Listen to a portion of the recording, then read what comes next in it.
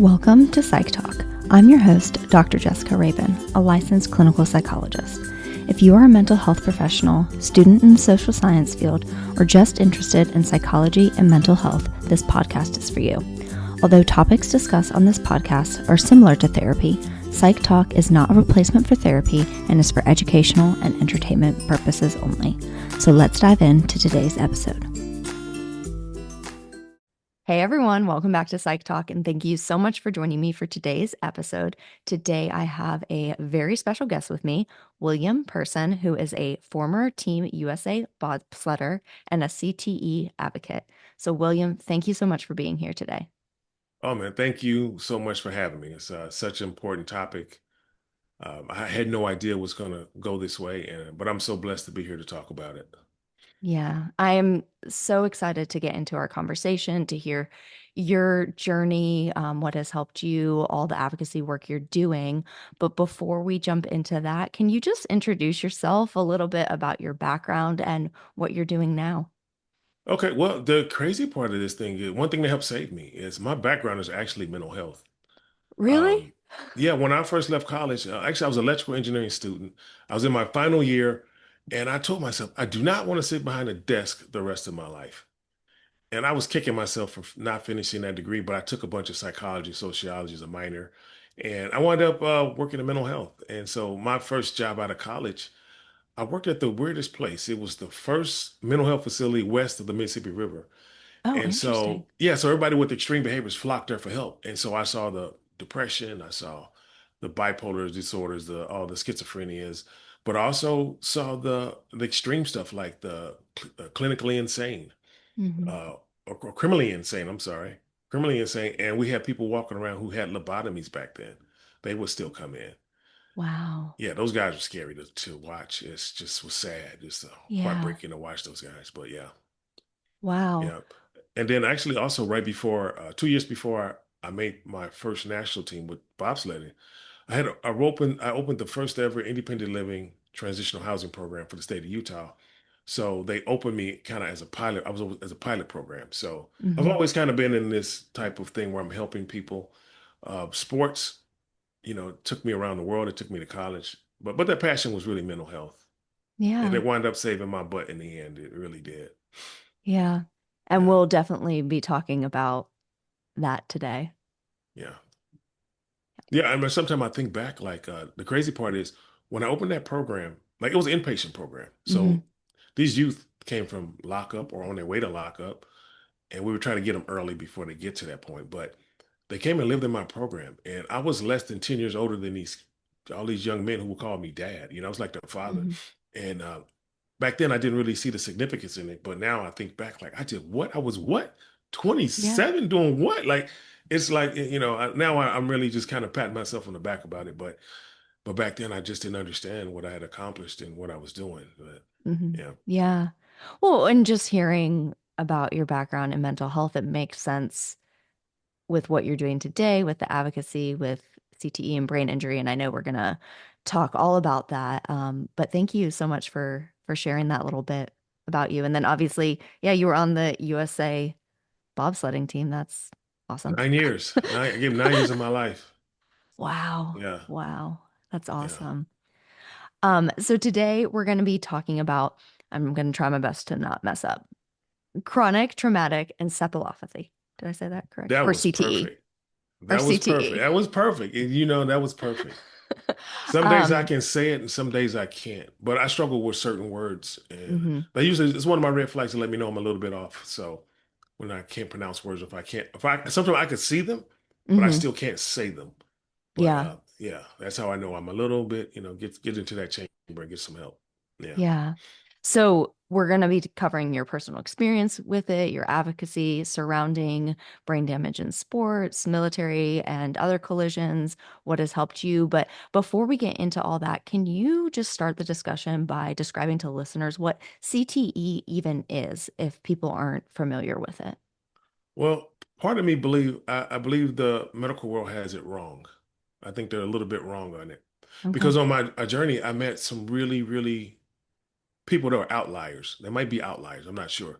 But CTE is, if you look at if you watch the news at all and you see these NFL players who've been committing murder or suicide, if you look at these veterans lately who've been committing murder or suicide, and we're talking like mass shootings, like Hmm. it's all related to CTE. I did a little bit of homework when I was clear, and I believe like I don't know what the percentage. I didn't really do the numbers, but there is a study out there that says since 2012, 31% of mass shootings are done um, by CTE related people, and it's our military returning home and Wow. turning the gun on ourselves or other veterans. But they only Wow. count mass shootings as 4 killed or more, so it's a Hmm. lot more in there. Yeah. Yeah. Wow. I didn't realize that. That's a really starking number. Oh, I got one worse. It's scary. This was a scary, and it was, Okay. and some of this I'll tell you how I connected the dots later. But they report 6,400 veterans commit suicide every year. Hmm. But what they don't tell you, like with CTE, CTE don't really kill you. You got to be able to live that life out until you get to the end, till it just starts to ravage the brain. But most people self-medicate to feel better and calm the Hmm. symptoms down, and that's usually what kills you. So with the military guys, not only do we have 6,400 suicides a year, we have another 5,000 who overdose every year. And even Wow. if they leave a suicide note, they don't consider it a suicide. And Wow. so we're losing about 11,000 veterans every year too. I still say it's suicide. Yeah, So yeah, absolutely. So you started that by saying you think a lot of the medical professionals get it wrong, and you highlighted a yeah, lot of like mass media just showing, oh, it's these mass shootings, mass killings, or yeah. suicides. So based on your lived experience, like how would you describe CTE? Well, they say it's from repetitive. Repetitive is the key word. Repetitive Hmm. head injuries. Hmm. I don't really know if that's the case. And I met a young lady, and she was telling me about her symptoms. She was frustrated with her doctor, Hmm. and she started talking about her symptoms, and they matched up with mine and my Wow. teammates. And I was like, "Wait a minute, were you an athlete?" She was like, "No." But also, I found there's so many women who are dying because CTE is only revealed upon death when they do the autopsy, right? Yeah. So there's a lot of women who have domestic violence done to them over their life, and so they're now testing positive for CTE. So I asked her, I said, "Was your ex-husband, was he violent?" She was like, "No." And we talked about it, and she said she never had any incidents. And I was like, Hmm. "Wow." And then right before we walked away, she says, "Oh, one time I was snowboarding with my son and I fell backwards and hit my head." And she said, "My arm seized up like this." And I was like, that is why they're not figuring out what's wrong with you. They're not looking for Yeah. that. And even if they was looking for that, they won't find that. They're not going Yeah. to ever find that because it'll, unless you had a really bad brain bleed, they're not going to see it. And so those are the Hmm. outliers. She hit her head one time. What is she doing in my category? Yeah. So I think there could be, and then there's also some other things like when I was racing, we did VIP rides for certain people. And one time, it was the best day I ever had. We took fighter pilots. They're the only Wow. ones in the world who know what G forces really feel like. So we pulled 5Gs in bobsleds, and Mhm. I thought they pulled like 15 or 20, but I was wrong. They pulled like six, maybe seven. Oh, wow. So on that day, we took them down the track in Lake Placid. I did 6 rides that day. They did one, and it was a smooth ride. Hmm. But when we got out of the sled, they were rattled, and they never didn't make sense to me. These are the best pilots in the world. Yeah. They're taught how to reduce G-force exposure, how to not black out. Why did they have such a hard trip? Hmm. Well, an article came out written by the New York Times called Sledhead. It's actually the article that diagnosed me, which is crazy. Wow. But in that article, it said they tested one of the mildest tracks in the world, which is the one in Calgary, Canada, and there was spikes of 84.5 G-forces on that trip. And that would be the reason why my teammates started to probably, that's why all our brains are mush. That's why Yeah. our brains are mush. Wow. Yeah. Wow. Thank you for sharing that. And so you obviously just stated CTE can't be formally diagnosed until upon death, but Yeah. obviously you experienced the symptoms and you shared about that woman. And I know you're very open about your story. So do you mind sharing your Yeah. own story with Um, CTE and the symptoms that you have yeah. experienced because of it? Oh yeah, before we move on, Yeah. by the way, there was an article that came out last December 2024, written by the New York Times again. The fighter pilots have the exact same problems as us. Oh, And when I really? found that article, somebody sent it to me and I read it. I shared it with a judge to show the connection between the problems here. And after that, somebody scrubbed it from the internet. And so I have a hard copy. I can get copies. I have a link from the New York Times. They sent it to me. So I can Wow. always get it if you ever want to see it. I can share that with you. But Yeah, our pilots are absolutely. struggling as well. It's the G forces, I believe, Yeah. more so than the concussion. So there's a lot of things. And also with the military, we found out it's the compression blast, the pressure that hits them in the face from Hmm. shooting guns. That's what's getting those guys, or Wow. explosions and feeling that wave. Yeah, Yeah. yeah, Thank you for sharing that. yeah. Okay, you had a Yeah. question for me. What was that question? I Yes, told you yes. this was going to happen. I told you this. No, no, I appreciate. No, I love that you just added that tidbit because I think it's so important to highlight various populations that are going through this. So no, I was just asking about your own story with Okay, CTE because you said that, it can't formally be diagnosed until, yeah, death. However, clearly you and many other people experience symptoms of CTE. So yeah, yeah. feel free to share whatever you want about your journey with CTE and the symptoms you Well, experience. yeah, for me, my symptoms, they showed up when I was still competing. Wow. I Okay. had like I crashed 7 times, but you know, I raced for 9 years and I took Hmm. between 1 to 6 rides a day for about 3 to 5 days a week for probably about 4 or 5 months of the year for 9 years. So I have Yeah. so many, and what I know about the science of bobsledding now, every time I went down that thing, I was getting those micro concussions because of the vibrations, the G forces. Maybe I hit my head on the side of the sled and the crashes. So Yeah. so as I was still competing, we traveled a lot. Hmm. And so I used to be the calm guy. Like when I worked in youth corrections or in youth treatment, if there was a riot, I was the guy they sent in because I was always really mild mannered. Like nothing Hmm. could just phase me. Nothing phases me. But I got to the point when I was racing like these, I wake up in the middle of the night. I don't know where I'm at. And I'm a little confused. And so I would panic. I'll jump up and hit that light switch. And I look for the pictures on the wall. It lets me know where I'm at. Like Hmm. and in Europe, they always have those old creepy pictures where the eyes follow you. It's that thing. If I see the painted brick, I know I'm at the Olympic Training Center. So that's Yeah. how I got my bearings. But I Yeah. rationalized it. I was like, you know what? I'm representing my country. I travel a lot. I have a great life. And that's why I don't know where I'm at. But that Hmm. wasn't the case. It was slowly, that was one of my first red flags. But I Absolutely. started having these, I call them cloudy days. Hmm. You're cloudy, a little bit foggy. It feels like you kind of intoxicated is what it feels like. It feels like you're drunk. Wow. And they slowly turn from random days to I had like random days of clarity, and it just switched on me. And it was so slow that I didn't really see it coming. Hmm. And so I was misdiagnosing this thing. I thought it looked like low blood sugar. I Okay. know a lot of people with diabetes. As I ate Hmm. clean my whole life, it doesn't seem like it should be me, but it must be. Like, Yeah. So I was seeing doctors for many years, and they just kept telling me, no, you don't have diabetes. And, give you a sugary drink and make you. Hmm. And Yeah. yeah, no, I didn't have it. And so once I left the sport, it just got a little bit worse, a little bit worse. And I was always cloudy. I kept getting into trouble. Like, for example, Okay. I don't know what any of my days were. So imagine Yeah. you have to be at work on a Monday and you think it's Friday. Yeah.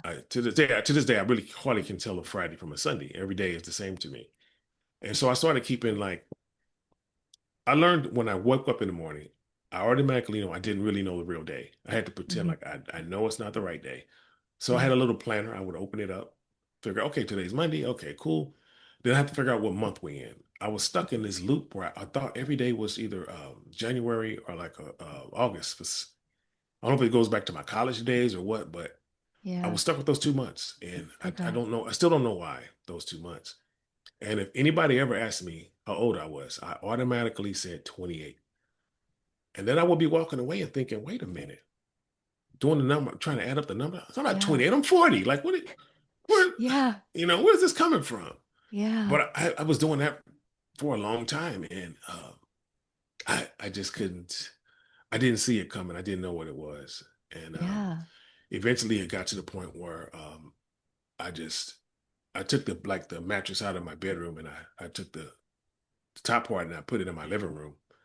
And I just lived on my floor, and I live right next to the kitchen and the restroom and the front door, and I can, and just try to survive this thing. Mm-hmm.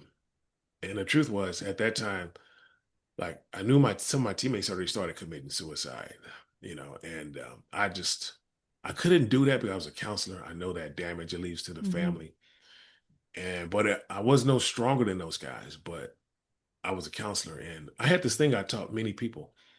I was telling them, like, if today's a great day for suicide, what's the rush? Tomorrow's also a good day for it, right? Mm-hmm. So it always gets you to one more day. It buys you another day. You get to the next day is awful. Guess what? Today's not a good day. You got the next day. So Mm-hmm. that was kind of playing in my head, but it was fighting these other thoughts like, why are you living like this? Your teammates are gone. They're dying. They're killing themselves. You don't have to sit here and suffer through this. You can, be done with it. Yeah. And I just had to fight that and fight it. And, and that's how I kind of started to survive this thing. And then people slowly showed up, like Joe Namath, of all people, and he talked about hyperbaric oxygen and CTE, and Mm-hmm. it kind of changed my life once he showed up. Yeah. And so, yeah, but the symptoms of CTE is like it's brutal, Mm-hmm. and most of the cases, like what I've noticed, most people who deal with it have no idea what they're dealing with. Yeah. Yeah, Well, it sounds like that for you. Like you yeah, were very confused. You knew something was off. You were trying to go to the doctors. They were just telling you, like, no, you don't have diabetes or things like yeah, that. And, you know, it even when you gave the example of like people would ask your age, it sounds like you automatically just said 28. And it wasn't until a little bit later you were like, wait a second, why did I even yeah. say that? So I imagine like that has to be extremely stressful because you know something's off, but you don't know what is wrong. Yeah, and I was a public figure, and Mm-hmm. so I'm sure people would look at me up like that guy's lying. He's 40. He's age Yeah. 28. What is he really up to? I'm sure that happened quite a bit. Yeah. But yeah, it wasn't my intention. Oh, yeah, Yeah. absolutely. And then you obviously just shared about many of your teammates who ended up taking their own lives. I'm assuming probably related to a lot of these symptoms. And you also mentioned the hyperbaric oxygen therapy, which we'll definitely talk more about because I definitely want to hear your experience with that. But going back to like your teammates and just for those who don't get treatment, what is the typical progression of like CTE? And obviously, a devastating consequence is Yeah. death because individuals take their own lives. But what have you learned, witnessed, seen for people that don't get help that have these symptoms?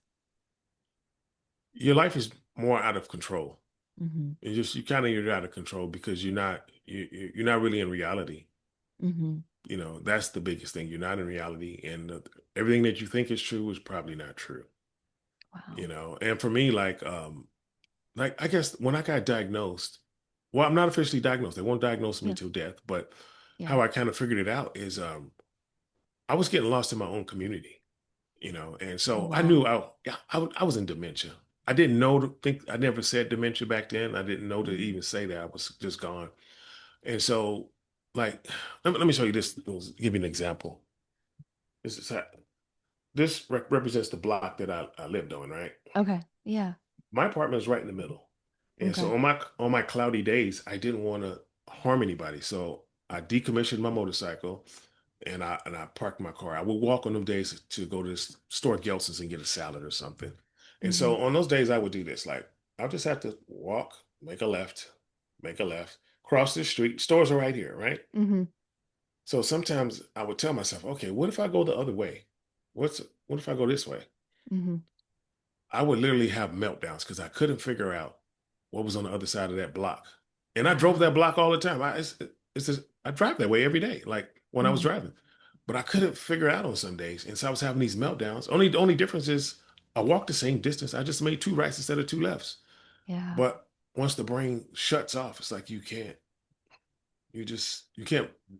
nothing makes sense. You just, rationalization has gone out the window. Yeah. Yeah. Well, and you just mentioned meltdowns. Like I'm Ugh. assuming it was extremely stressful, overwhelming. Maybe you're Yeah. frustrated with yourself or your brain.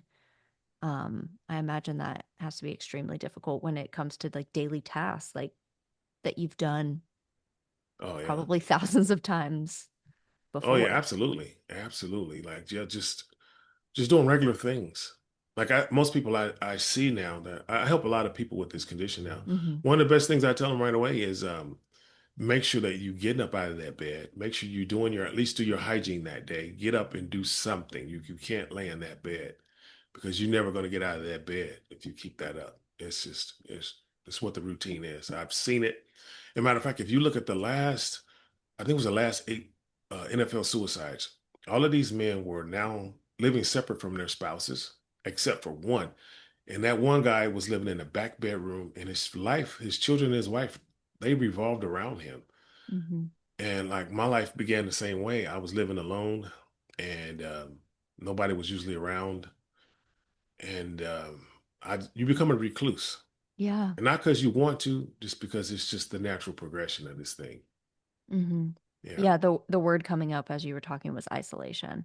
You're Yes. isolating yourself, which with your background in mental health, I know as a psychologist, like if you isolate, increases risk of depression. And I mean, even Yeah. what you were describing, obviously, there's a lot of symptoms of depression that overlap. You didn't use this word, but I imagine anxiety is associated with it Ooh, because you don't. that's Okay, number yes. one. That is number one. And you know what? I had so many clients over the, I mean, literally, when I say I worked, I had hundreds of clients over the years. I Yeah. mean, I wasn't a clinician. I was a state certified counselor. So I Yeah. wasn't a clinician. I'm gonna make sure that's clear. But it's like I had hundreds of clients over the years.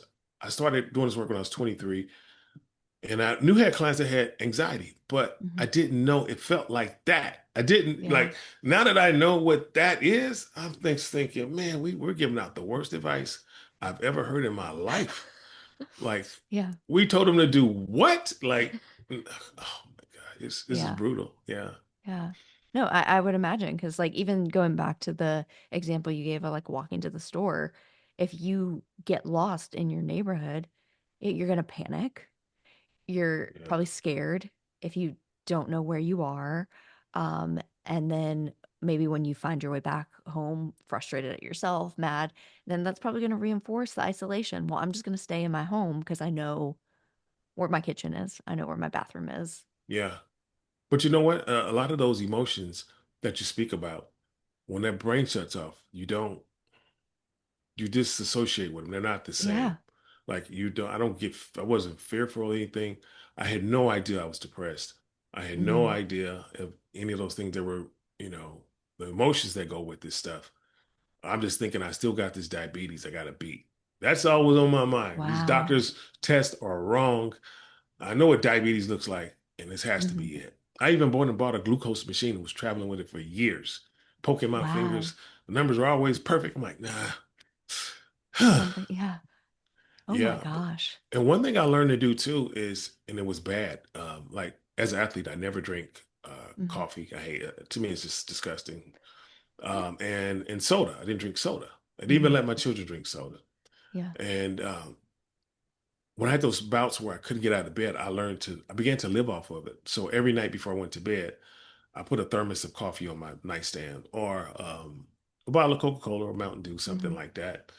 And that's, if I didn't have it, I wouldn't get out of bed till 3 o'clock that day. And Wow. so, yeah. And then once I wake up, then that's when I have to figure out the day.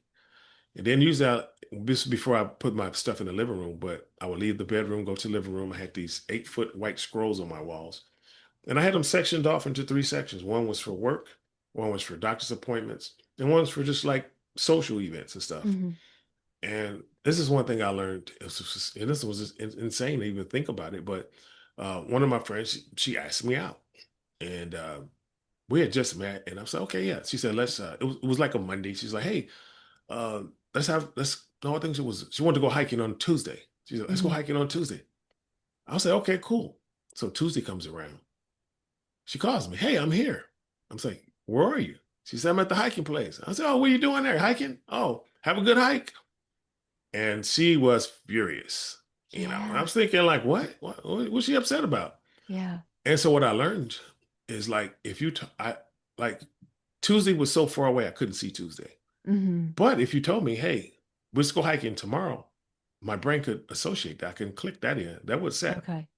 But certain things like, nah, yeah, but I learned the hard way. Like I kept stepping in Mm-hmm. these same potholes over and over until I've created a system. Mm-hmm. I was able to create a system out of this thing. And like I said, without me being that mental health background, I don't think I could have done it. Yeah. Yeah. Wow. Well, and I just have so many thoughts with what you've shared, like time perception. And I know you've mentioned that, like not really knowing what day it was.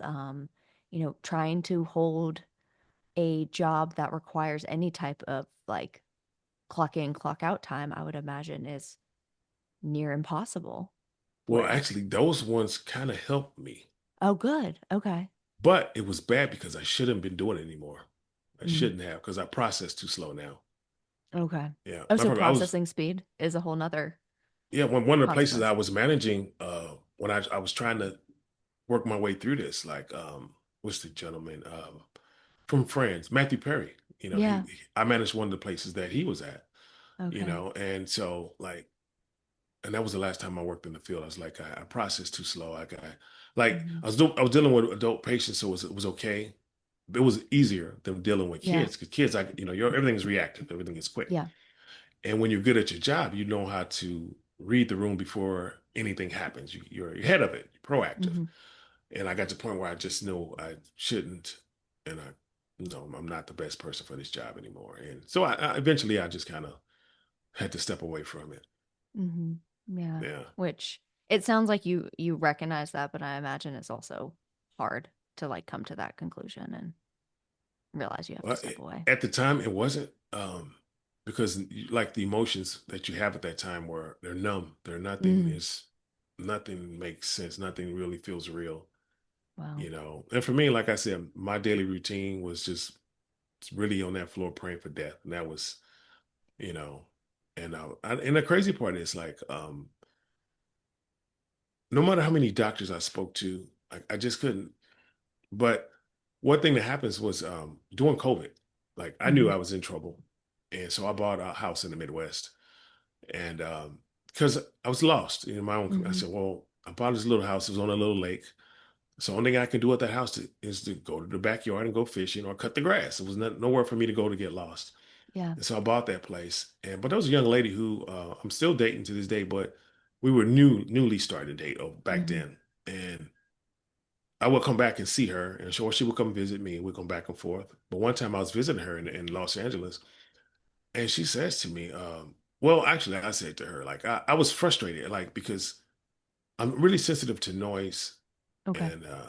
and so like she's on the phone with her family. We're all locked in the house because of COVID. So she's on the phone talking to her family, and it was so loud, the noise was killing me. So I told her, I said, hey, I'm going back to the lake house. I need a little peace and quiet. I said, I'm not going to tell you be quiet in your own house. So Hmm. who am I to tell you that? So I went back to the lake house and I told her we probably have to end this because I can't deal with it. It's too much. And so while I'm there, this article shows up. And the article was the one came from the New York Times called Sledhead. Hmm. And it talked about some of my teammates with the issues they were having, from Okay. Parkinson's to depression. It talked about some of the suicides, but not all of them. And I literally got on my knees and I thank God that all the symptoms missed me. And then I took that article, sent it to my girlfriend. She circled some stuff. And when I read it, the first thing I saw was noise sensitivity. And I went, uh-oh. And I went, oh my God. And I looked at that list again. I checked every box that I could remember Wow. except Parkinson's. And I went, Wow. and then at that time, right before I got to St. Louis, where my house is, one of my buddies was calling me. He wanted to be a writer. Hmm. And part of my background is when I was in my early 20s, I did this movie called Jerry Maguire. I'm the guy that you see on the screen. I wore 5 different uniforms. You see me run up and down the field. I just was making them look like athletes. That's what it was. And Okay. so I was doing that work. And so, okay, what was the point of that story there? Well, there has to be see, that's what is The this the is my glimpses article and the images. article i- circling the words checked every box Like every box. other than the Parkinson's. in the parking lot. Um, she This is sent the my glitch article in the back. matrix. This is one Yeah. I tell you. This when I get off a little bit because I haven't been using the chamber. I'm just starting back in it. Like this Yeah. is that's what makes me get back in it. That's my Hmm. red flag letting me know, hey, you're off a little bit. Get back in there. Yeah. But oh, okay, I got it. One of my buddies, he wanted to be a writer, so he was Hmm. calling me a lot, and he was giving me these crazy ideas of creative writing I've never heard of before of movies. And so I'm telling him how to fix it to make it a viable project. And the very last time he called me, he was speaking gibberish. Like I don't know what he was saying to me. And I told myself, oh my God, what is this? And so Yeah. he got so frustrated, he hung up the phone. And I told myself every single day, like, I have to help him. Like, mental health, Hmm. that's my background. I know Yeah. mental health. This is my buddy. I got to help him. And the truth is, I didn't do anything other than just think about it all day. Every day was on my heart to do something. I did Hmm. nothing. And then I got the word that he went to his family's factory and he hung himself. And then, yeah, that guilt and that I was ashamed. And we had a memorial call for him and I didn't get on it. I was embarrassed. And so when I got to the lake house that time, his autopsy report had just come out. And so it lined up exactly. It showed up about the same time as the New York Times article. And he was in stage 4 of CTE. Okay. That's why he couldn't talk. And then that's when I understood who the bully in my life was. Like now I know. Hmm. And so I just started trying to spread the word, and there really was no help. And doctors Hmm. are no one. It's just like no one's talking. Like why is no one talking? Why is there no articles of things that I can do? There was nothing until like good old Joe Namath showed up, and Hmm. he left a really generic video. He was like, it reverses symptoms, but he never told me what were the symptoms. How did it help you? He didn't Yeah. leave us any of that stuff. But he definitely saved my life. So Hmm. matter of fact, I couldn't say his name for like 2 years without just bawling. Just say, Wow. yeah. Yeah. Well, let's get into that part of your journey. So you discovered the hyperbaric oxygen therapy. But So, that's one sitting behind me. That's my little baby back there. oh, I love it. So can you describe for listeners what first that even is? Because I don't think a lot of people are probably super familiar with it, and then how it has helped your CTE symptoms. Well, the only thing I knew about that thing was Michael Jackson had one. So I didn't really want one. I was like, damn, man, I don't want to be known as the guy with the hyperbaric chamber. I don't want to be that guy. Yeah. And so, but that was nothing for me to try. Matter of fact, I recently found the video. I made a recording when I was in there the first time, and Uh-huh. it's so dark. It was like, this is it. There's nothing else. It's like I was saying all the darkest stuff that was to be said. I said it Hmm. that day. But I got in this chamber and I'm in there. And when you get in there, it feels like, when you get on an airplane and you have to like clear your ears a little bit. Hmm. Same thing. And then Okay. once you get up to pressure, to elevation or pressure, whatever it is, and then for me, I was so weak, I just slept most of the time. Oh, wow. Okay. I do about hour sessions or 90 minutes, depending. But the first time I did just an hour. Okay. So this is where it gets weird. Like I get out that chamber, I sit down to put my shoes on. My muscles, everything looked pumped up. Like I looked like I did right before my race. Because we race is -40. So Oh my gosh. we're in this starting house, right? I'm in spandex. Believe it or not, our spandex are see-through. So there's nothing under there that's gonna keep you warm at all. Yeah. So usually we're sitting there, we're getting fired up. We're just getting ready to go outside in this -40-degree weather, and so when I put my shoes on, it was the same thing. I felt like I Wow. was about to race. I was like, this is weird. Yeah. So I grabbed my glasses. My glasses most of them are half tinted. So, because of Okay. the light sensitivity stuff. And so the colors, everything is so pretty and vivid. I'm like, so I put my glasses on like 5, 6 times. And the salesman comes over. He's like, what's wrong? And I was like, I don't think I need my glasses right now. And he's like, oh, you're one of those. And I was like, I started to cross my arms. I was like, okay, What here was his come the name? sale. Yeah, here come the salesman. He finna get me. Yeah. I like, come on. I was like, even if it did work, it's a fluke. Like, it's no way this thing. I was in there for 1 hour. Like, what? Yeah. But he said some people get immediate relief and some people need like 30 days of 2 sessions a day to get the same relief.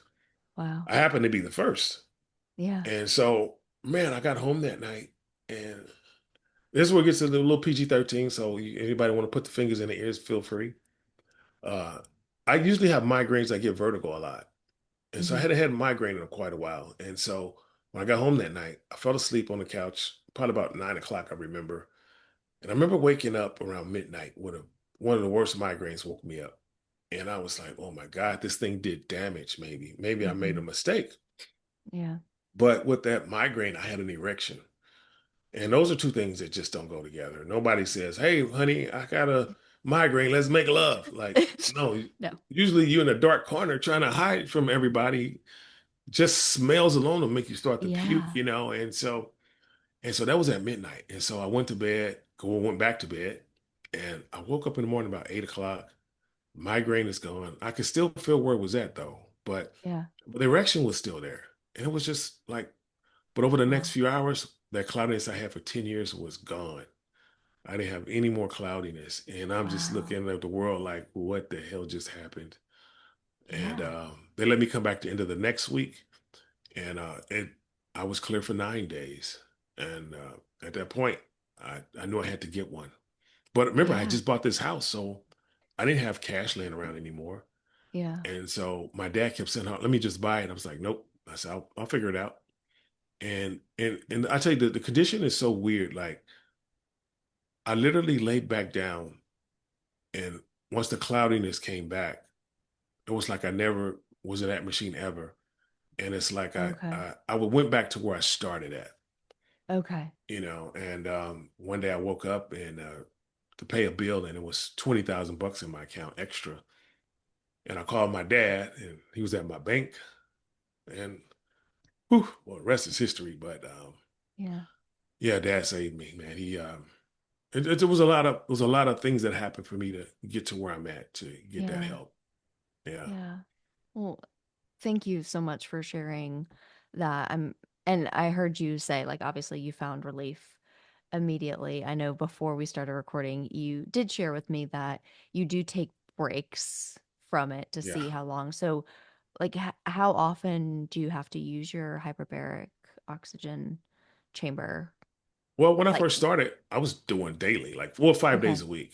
And okay, then once I got to the point where it was comfortable, I was feeling pretty good. Then I tapered off to maybe twice a week, okay, or maybe 3 days a week, 2 days a week, maybe even sometimes once a week. But okay. eventually, when I'm feeling really normal, I always, because there's so many people I've met, like Joe Namath, who it reversed his symptoms. So I'm thinking, okay, maybe I'm feeling so good, I need to take this Hmm. break to see if it's actually if my symptoms are gone now. And I did that a few weeks ago. Matter of fact, I had another migraine, and after that migraine wore off, I was clear as a bell, clearer than I've ever Wow, been in probably 15 or 20 years. Like I almost wow. felt normal again. And I was thinking, okay, I'll turn that corner. I don't need this machine anymore. And I I just I started to relapse a little bit. And so when I started asking people, okay, I started wondering what the day is. I know that's one of my red flags. Mm-hmm.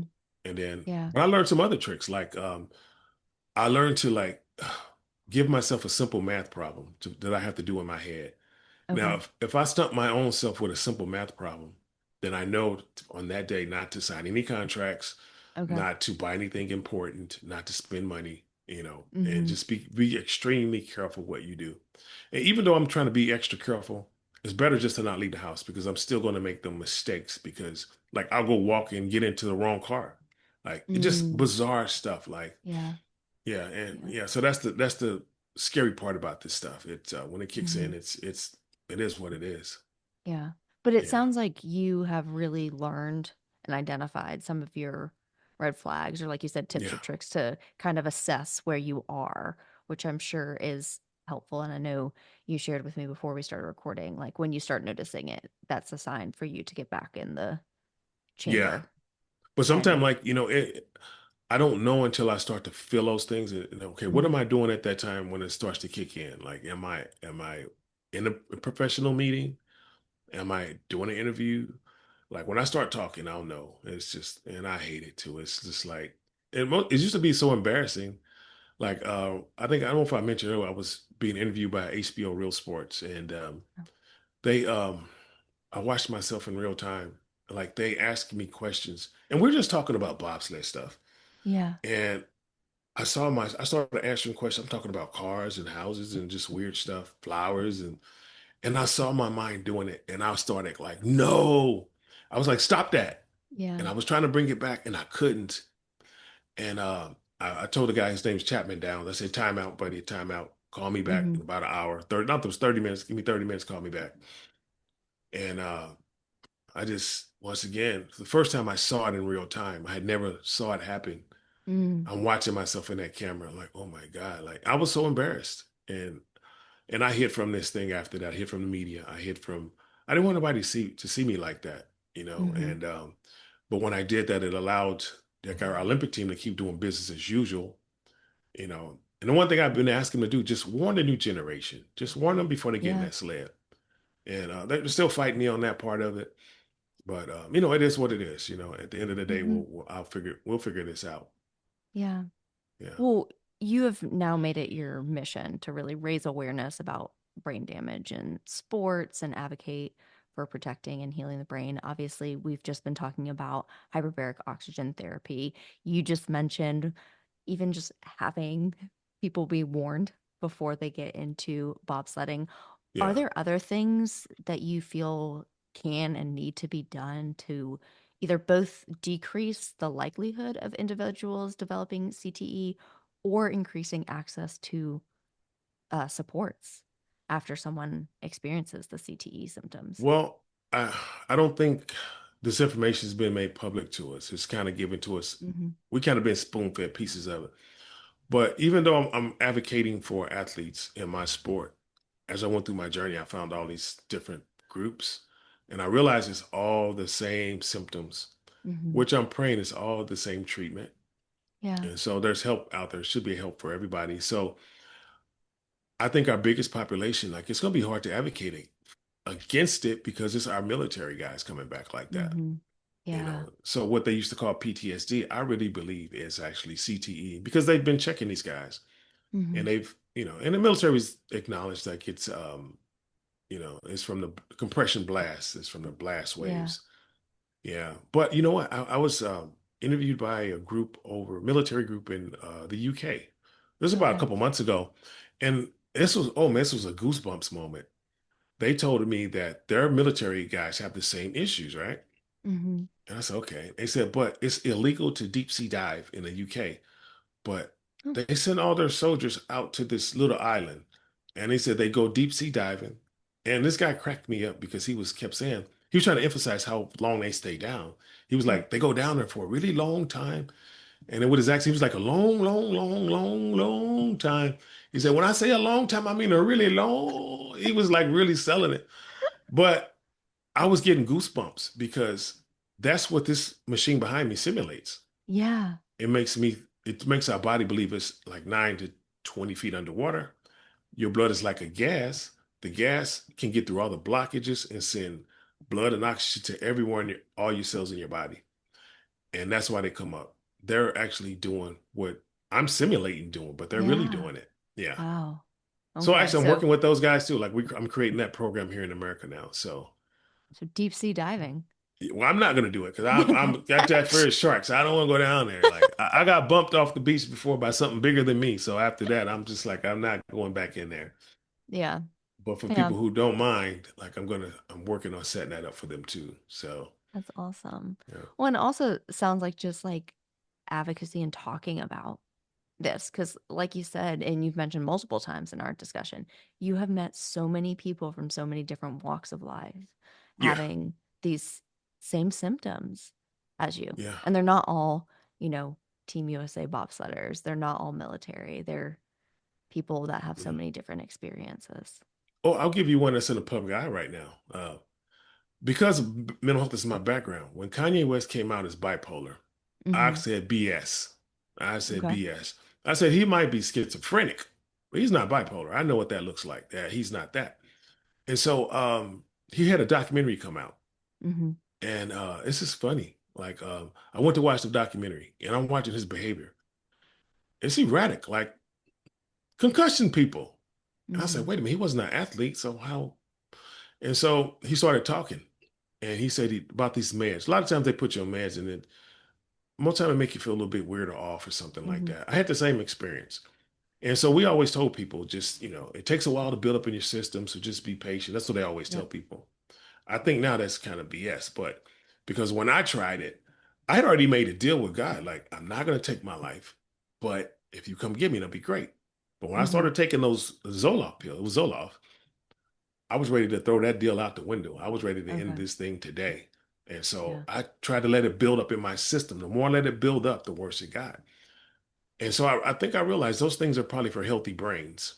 And then Mm. for Kanye West, if you look at him, he just kept saying he said when he talked about when he got diagnosed, and I did the math. I was like 40. Who gets diagnosed bipolar at 40? Now I'm Mm-hmm. really calling BS. Because usually you can get that diagnosis, it's going to be 18, 19, 21, maybe in the mid 20s. It could happen. It could Mm-hmm. possibly even be a lot outlier and get you in your 30s. But you're not going to be 40 and get that. I've never seen that in my whole career. I'm sure it's possible, but Mm-hmm.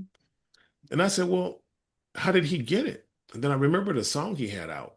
It was called Spit Through the Wire. And what he said is he had a car accident and he broke his jaw. His jaw was in the back of his mouth. And I was like, oh my God, he had a concussion. Mm-hmm. And he got the same concussion treatment the rest of us got. Nothing. Yeah. There was no concussion treatment. They tell you don't go to sleep for the first few hours. Yep. That's all they tell you. Like matter of fact, my worst crash I had was in Switzerland. It was 2 weeks before opening ceremonies for 2002 Winter Olympics. Mm-hmm. The guy sitting behind me that day was knocked unconscious. I had vertigo, and they sent us back to the hotel room to just not go to sleep and watch each other. Like, Mm-hmm. who's supposed to watch you? Like, Yeah. matter of fact. Oh, I got another piece of that. Do you know who Prince Albert is? The Mm-hmm. Prince of Monaco. Okay, Yeah. he was a bobsleigh driver for Monaco, so we traveled the world Oh. with this guy. Real nice guy. So after I'm concussed, I'm knocked out. I mean, my buddy's knocked out. I can't even look at the light because I'm sure my pupils were dilated or whatever. He walks over to me. He's standing there with Anna Kournikova, old tennis player, Oh yeah. and Michael Schumacher. And Okay. Prince Albert came over and winked at me, right? Now, I live in LA. I have a lot of gay friends. Don't have a problem with gay people at all. But I was like, oh my God, Prince Albert's in love with me. And so for many years, I'm thinking, Prince Albert's in love with me. Ain't that something? And so what I started doing, I said, I just won't isolate with him. I don't want to lead him on.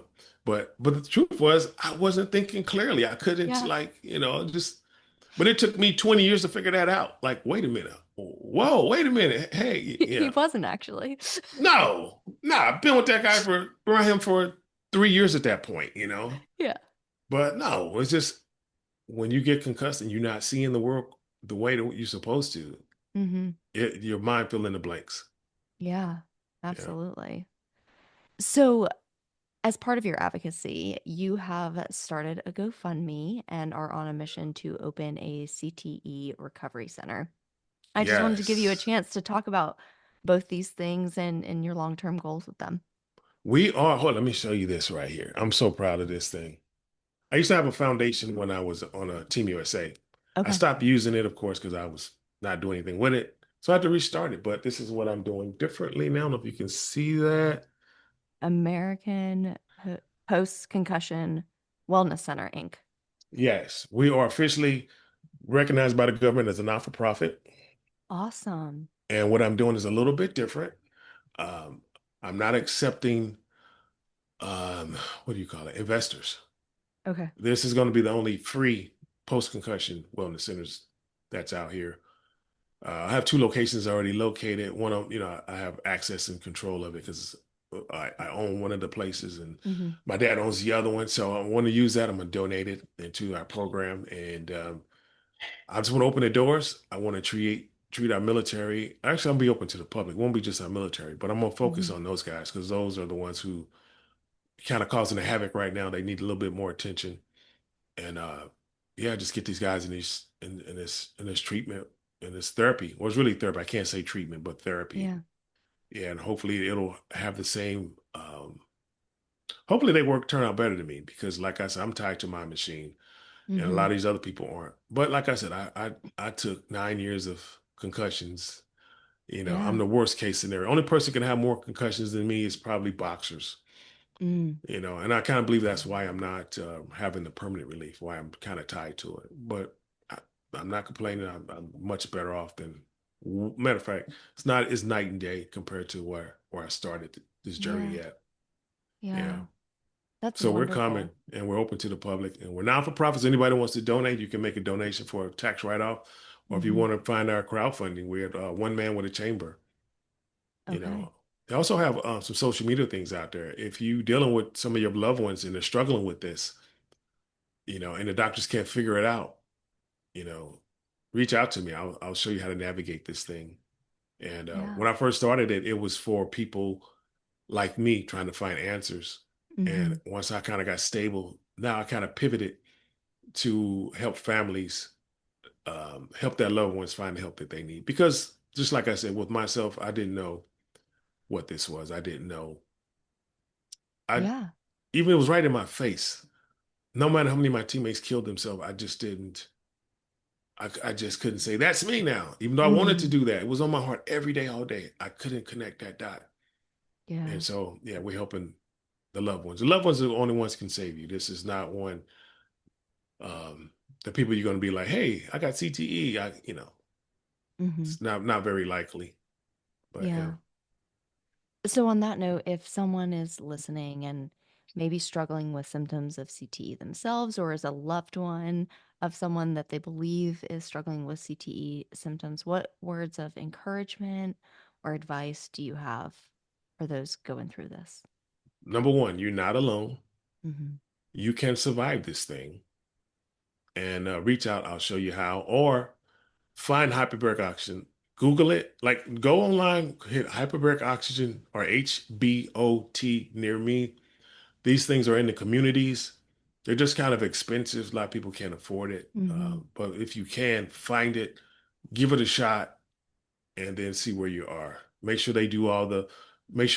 it's a place that's going to check your some medical conditions you Hmm. shouldn't be in there with. Like if you have compromised lungs, if you have cancer and you're on chemo, there's one of the chemos you can't be in there with.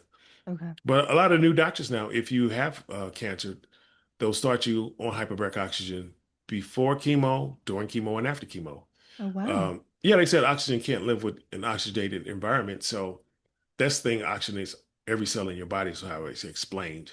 Hmm. And so, matter of fact, there's tons of studies out there. Man, there was a guy on ESPN about a month ago, the University of Cougars strength coach. He had stage 4 of melanoma. They gave him Hmm. 4 to 6 weeks to live. He said he did everything the doctors asked. It wasn't working. He said he tried something non-traditional, and they showed him climbing into a hyperbaric chamber on TV. Wow. And yeah, and now his numbers are normal, but it's 1,000 of them stories out there. And people ask me, okay, why isn't everybody just doing it? Well, first of all, our country is run by big pharma, and Hmm. so they want to give you like 35 pills to take that day. This thing, that's why my program, why I want to do it for free. Once I buy the equipment, my fundraiser is really to buy the equipment. Hmm. Once I have the equipment, it doesn't cost me anything to turn it on. Yeah. There's no maintenance. I'm not putting gas in it, oil in it. I don't need 15 people to monitor it. No, it takes one person to turn it on. As a matter of fact, I turn mine on and turn it off by myself. Been doing it since day Hmm. one. It doesn't take much. Yeah. Yeah. Wow. Well, William, I have thoroughly enjoyed this conversation. I've learned so much from you. Is there anything I haven't asked you that you would like to touch on, mention, revisit before we wrap up? Yeah. The biggest question I get is how do you know when your person needs help? Mm. And the answer is you hear it all the time on the news. You hear it all the time. My person was a gentle giant until they weren't. All of a sudden, they were acting out of character. When they start acting out of character, and doctors can't figure out why, the doctor's asking the wrong questions. You have to give this question to them: what was your person doing in the last 5 to 10 years? Because what I've learned from my first concussion to my first set of real bad symptoms was 10 years.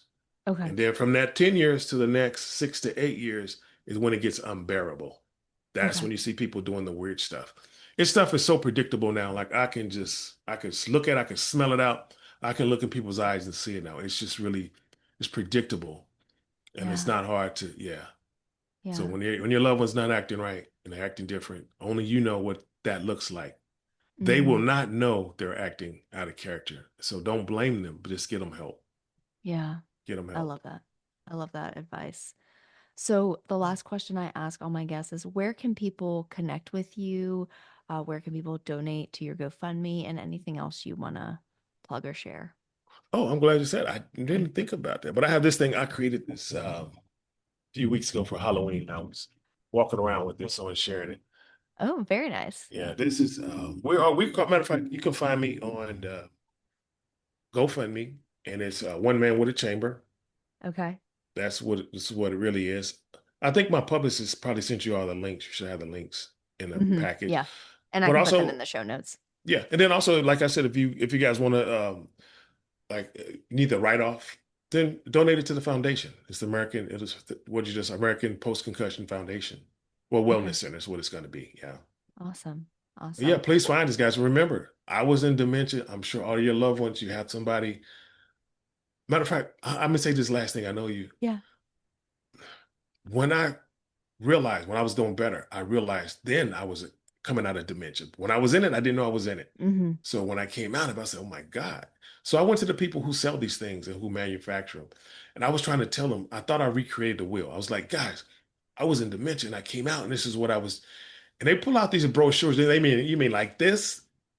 There's treatments out here for dementia and Alzheimer's. They use this thing. Oh, It's wow. out here already, guys. It's not accessible because they're so expensive. Mm-hmm.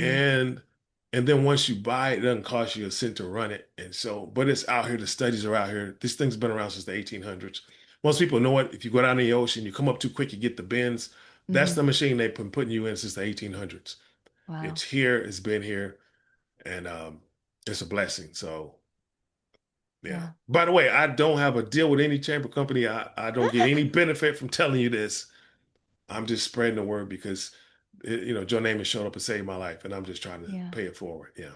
That's wonderful. Well, I'll make sure to link your GoFundMe and everything else in the show notes. And William, once again, thank you so much for coming on, talking to me, sharing your story. And I can tell how passionate you are about raising awareness, speaking on CTE and hyperbaric oxygen therapy, all the things. So I know you're going to make a difference. And I can't wait to continue following your journey and seeing all the Thank you. help you are going to help other people with. So just thank you for being here. Thank you. Thank you for having me. This was a rough day for me too. This was like one of my worst days in a while. So I appreciate you being patient. And actually, I just got out of my chamber right before, about 15 minutes before we linked up here. And I'm already feeling much better. I was expecting more glitches in my little matrix, but no, it was fine. Yeah, Yeah. no, thank you so much. And thank you, the listeners, for joining for today's episode of Psych Talk. And I will catch you in the next episode. Bye. Thank you for listening to today's episode of Psych Talk. Please rate, review, and subscribe to the show.